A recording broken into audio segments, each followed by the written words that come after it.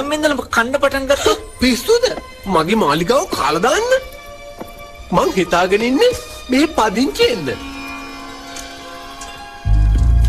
Mister වොන්කා කියපු කතාව ඇත්ත වුණා.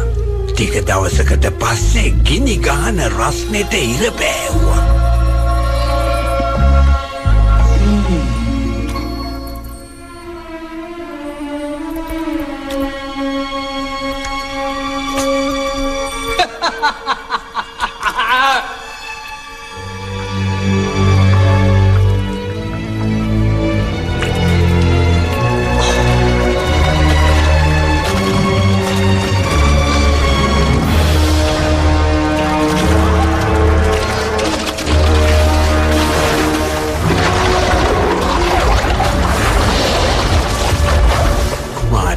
අලුත් මාලිගාවක් හදලා දෙන්න කියලා මිස්ටර් වොන්කට ලියුමක්